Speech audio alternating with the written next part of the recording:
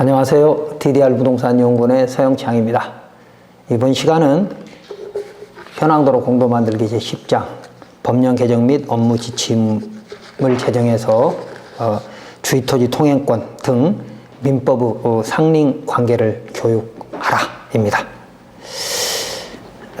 그동안 사유인 현황도로의 배타적 사용수익권의 포기 또는 제한에 대해서 지자체가 민법 사안이라고 외면해서 허가 신청자는 민법 219조 또는 220조의 주의토지 통행권 소송을 하거나 허가청을 상대로 불허가 처분 취소 행정소송을 할 수밖에 없었습니다. 민법 219조 한번 읽어보겠습니다. 주의토지 통행권.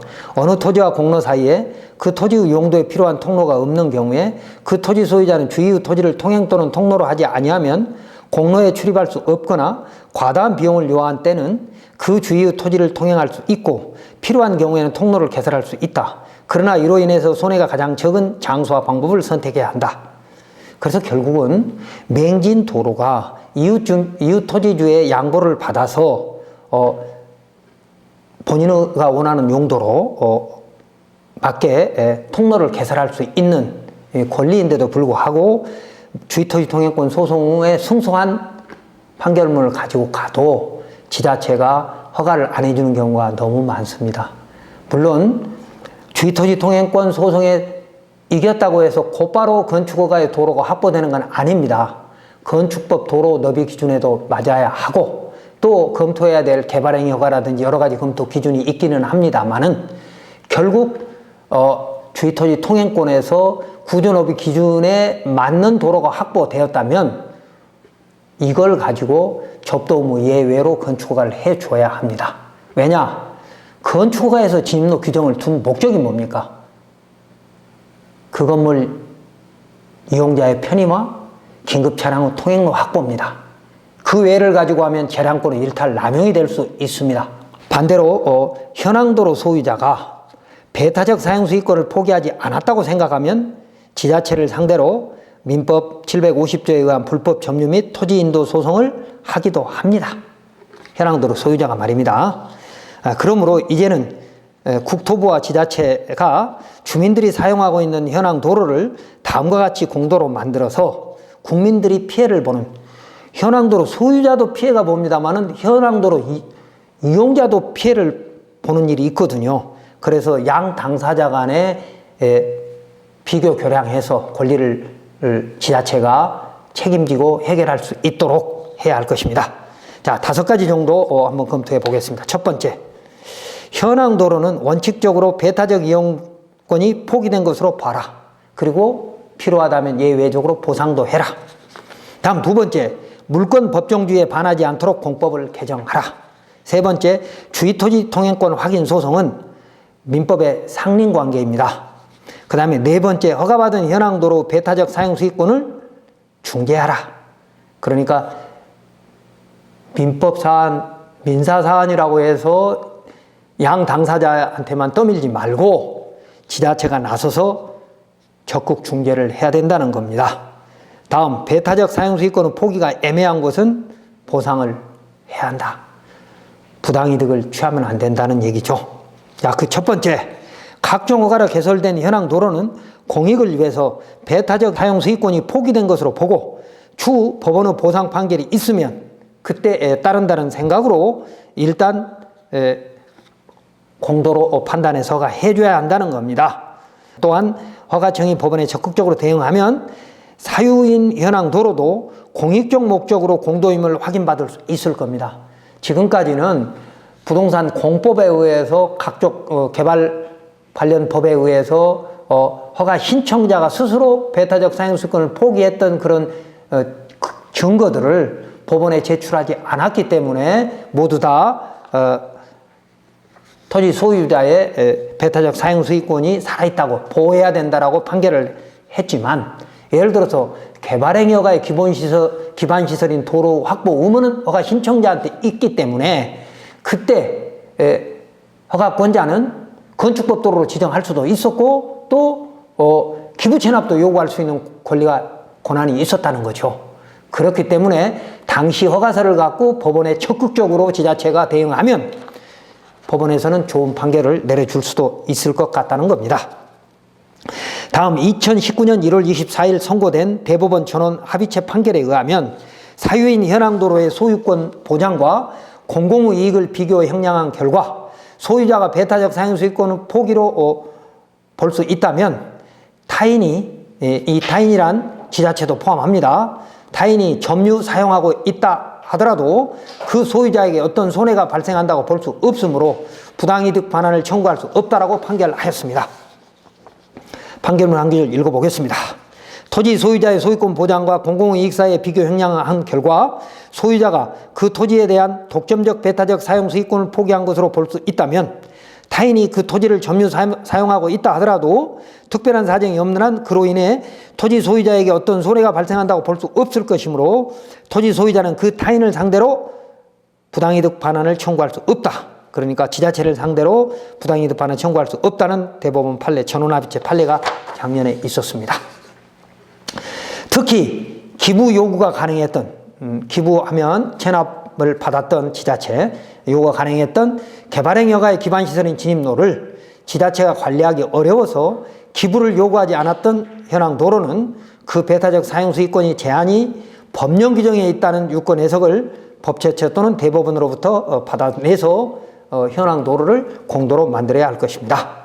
다음 두 번째, 국토부는 물권 법정주의에 반하지 않도록 허가 관련 공법을 개정해야 합니다. 대법원 판결문 하나 읽어보겠습니다.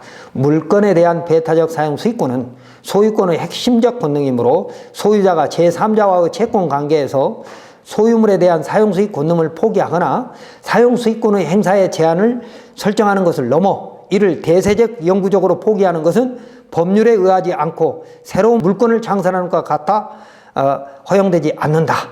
그러니까 물권 법정주의에 어긋나니까 대세적으로 배타적 사용수익권이 제한된 건 인정할 수 없다는 대법원 판례죠.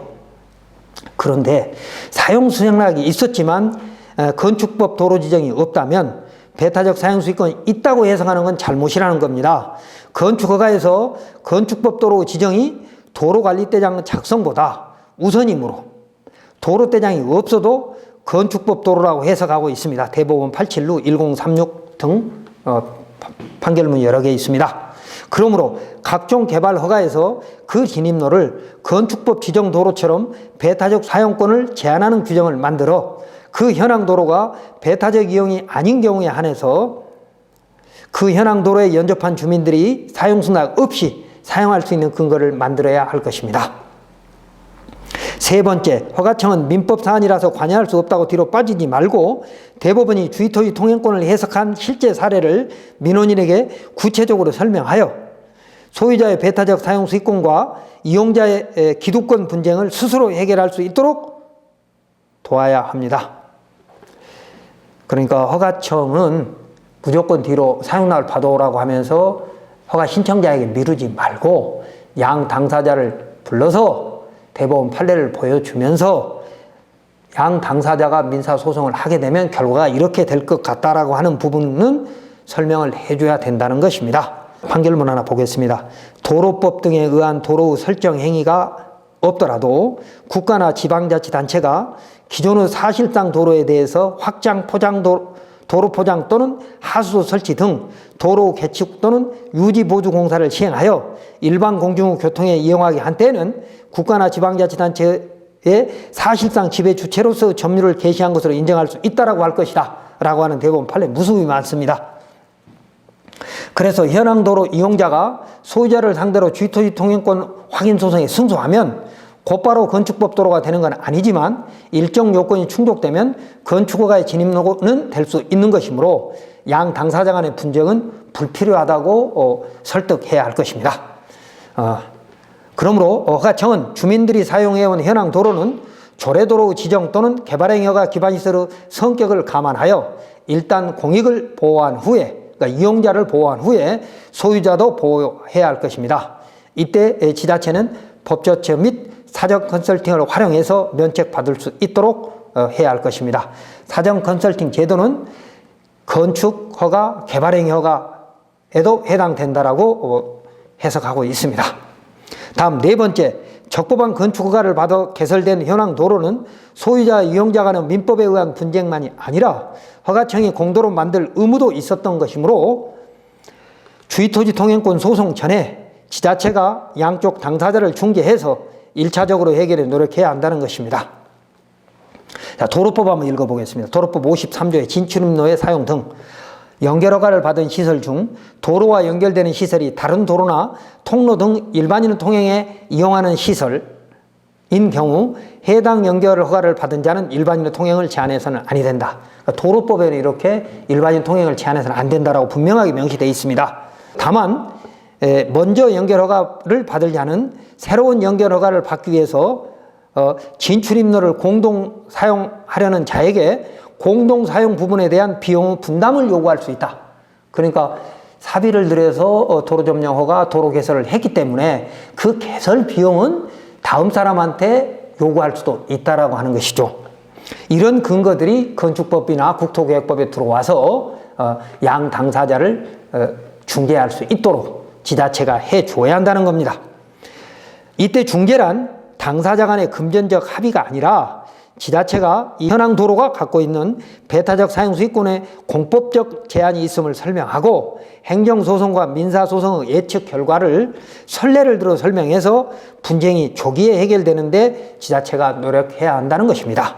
특히 개발행위허가 진입로에 접한 이후 필지 허가 신청자가 그 개발행위허가 도로로 건축허가를 받으면 진입로 공사비가 절감되므로 새로운 허가 신청자는 진입로 공사비가 절감되므로 현황도로 소유자에게 적정한 보상을 하라고 지도하는 것이 맞습니다.